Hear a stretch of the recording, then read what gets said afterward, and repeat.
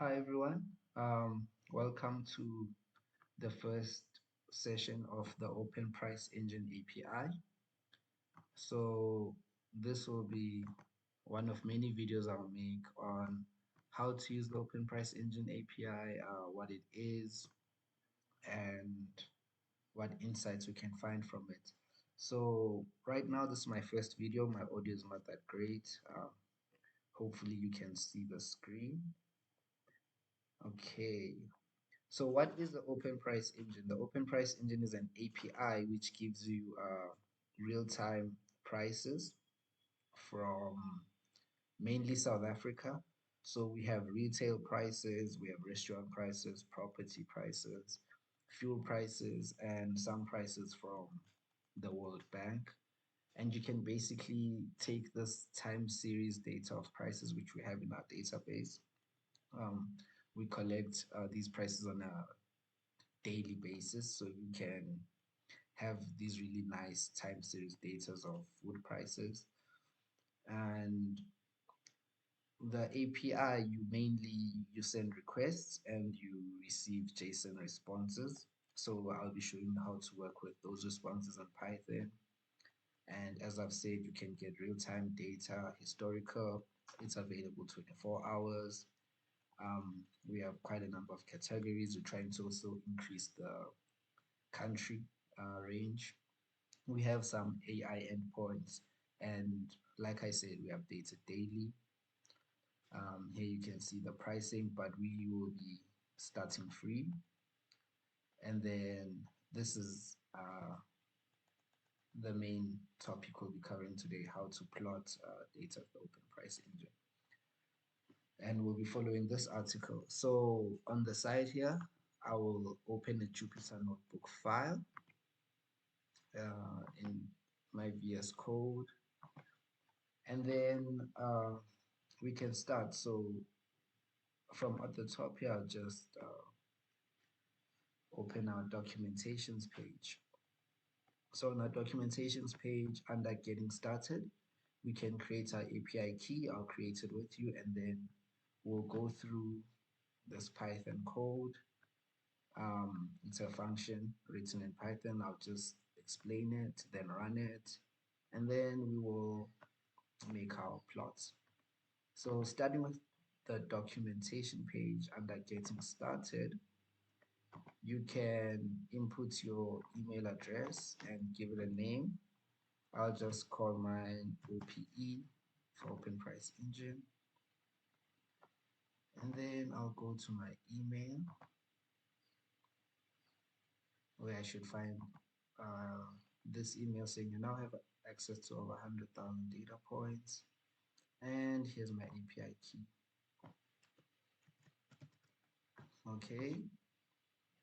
So this API key, I shouldn't use it. Okay. And I shouldn't share it. Now, if I go back here, so this is the part we just did. We just requested our API key, and I'll just follow the script. So in this script, we will use the following libraries, which is the request library, Plotly, and Pandas.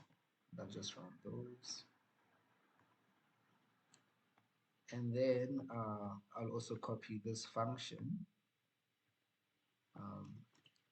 So the name of this function is OPE product search, and it takes in store name. So this is a list, right? And then it takes in product name, and then it takes in a date range in the string. So now let's just look at the endpoints that are available. So if this whole page is the documentations page which I wrote, to basically explain in detail which data is available in detail. But you can more clearly see the endpoints via our Swagger documentation. So if I just take this API key here, I also advise that you use the Swagger documentation for testing. And I say authorize, close. So here I can just try it out and I get a response of the stores that are available and so on. So from these endpoints, let's just test one. When we look at this one, price data endpoints. So this is the section we're looking for, this price data endpoints. So here, under this endpoint, you see that you can have a store, let's say Pick and Pay, and then we say bread and execute, and we receive the price of Sasco Premium bread from Pick and Pay today, 4th of March. It's 17 Rand. And we can also change the shop, let's say spa. So spa will receive more breads. We have our bunny, we have more bunny and more bunny. It's at around 20 Rand. Hey, is it just our bunny here? We have fresh earth brown bread, we have blue ribbon.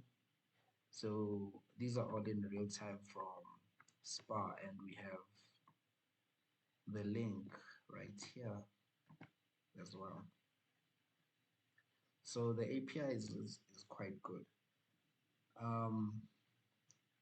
While that opens, okay, so this is the future life bread we see for 19 Rand right here. Great stuff. So the endpoint which was used in this example was this one. So this endpoint allows us to also put in a date range for the bread. So the stores, I will say Pick and Pay. As you can see, it's a list, so it can take multiple stores. It can even take Spa. Okay, so let's just do Pick and Pay for now, and then we will still say bread. And this is the date range from the 1st of February, and we execute. So you can see bread from the 1st of February in Pick and Pay hasn't really changed.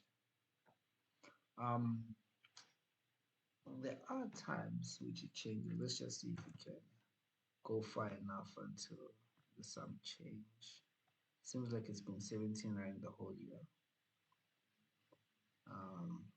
Let's see something else like eggs. Let's see eggs. Eggs from the first of January. So we see a change in the price of eggs, like from 109 on the 11th of January they went to 114. Then they came back down on some other time. So this is the time series data. And let's plot eggs.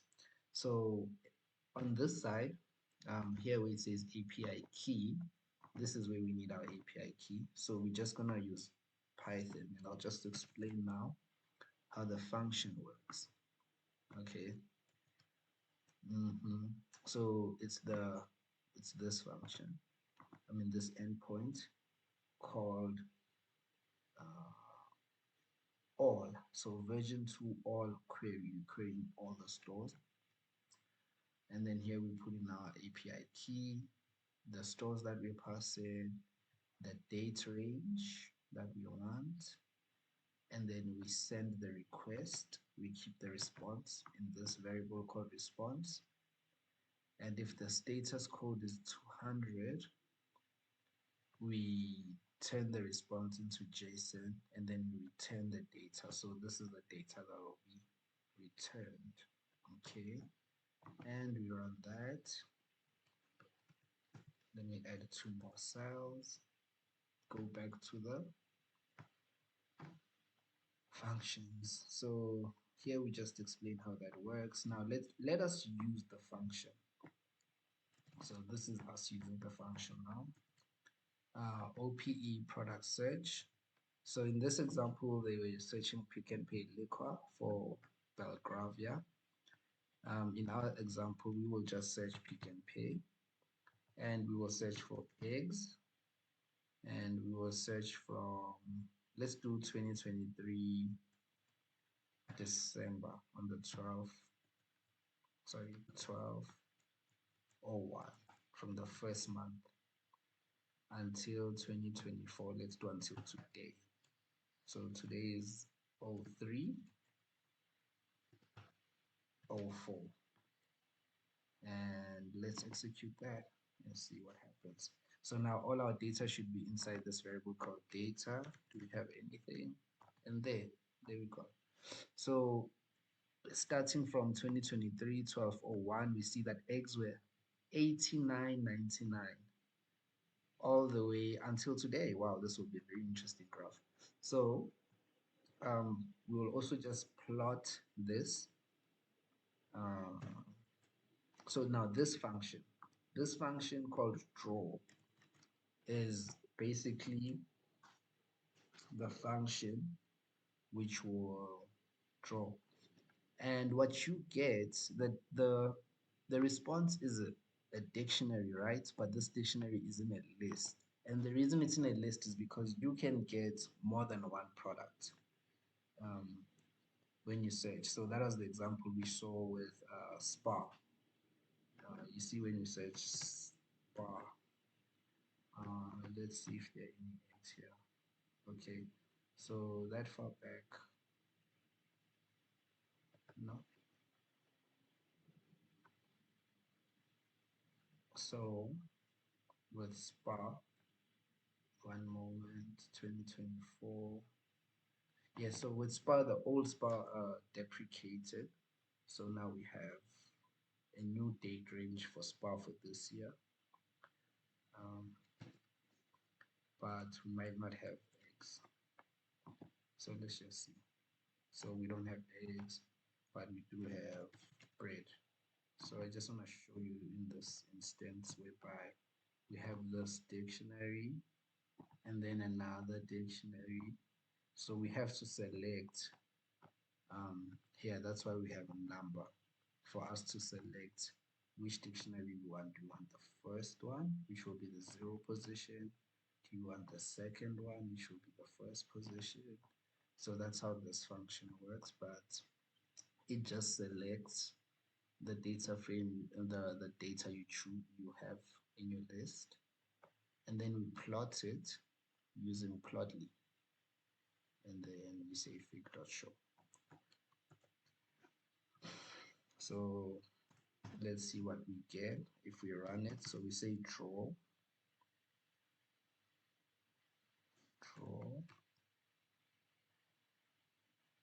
and we have, let's see from this side how it's used, number 0.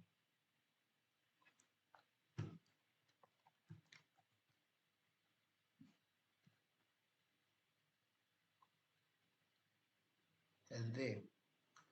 So now we have our plot of eggs from Pick and Pay over time. And you can see that in December, they were trading at 89.99, and the price went up all the way to 114 in January, and now it came back down. So we can also search that bread and just see from December how the graph actually looked. Okay, so this is the bread. It seems like it's been trading at the same level. Wow. So what we can see from Sasco bread is that they somehow managed to fix the price. And I think that's good. So if you do want to see more products which are available, this endpoint here takes in a store. So for example, Pick and Pay. And we can see they have milk. Great product. Let's see milk.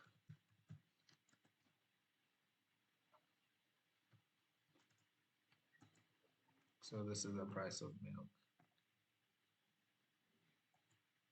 So I can also show you what I meant by the 0 and 1. So for example, this is 1 times 6. So this is another milk which was also in the response. When I change to 1, you see another Nestle milk. Maybe if I change to 2, another, well, this is a chocolate bar, but it found it because it has the word milk inside. So it's just returning all the items with the word milk inside. Another chocolate Lindo milk. So yes, you can Cadbury milk. So you can see the price. So the price of chocolate is quite interesting because um,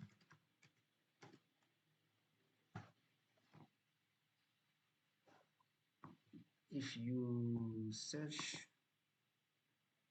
the price of cocoa, obviously the price of cocoa would have more fluctuations. But what we're looking at here is that on the 8th of February, a price increase was implemented after a very long time, if you think about it. Let's try to move 1 month back. Now we're doing a little analysis. Let's move 1 month back to November and call the same data here. So even all the way from November, the price had been 22 Rand until on the 7th of February. So let's just see what they have. Is this the price of cocoa? No, I think this is a Bitcoin. I think this is the price of cocoa right here. We can see that the price of cocoa had been below this 4,000 level even in November. But in January on the 10th, it had a significant spike all up to now today. So um, on February the 7th, that's when things really changed for the price of cocoa, because you can see that been trading below 4,000 and now it's around 7,000, so it's almost double. And before that, from 3,000 to 4,000, it had been almost a whole year. So you can see that this is very unusual for cocoa, and we can almost see that also here. Okay, how the Cadbury industry is responding to that. And this is more milk. Okay, so that's a great analysis. I hope you can see the usefulness of this, and I hope you can find insights. Thank you.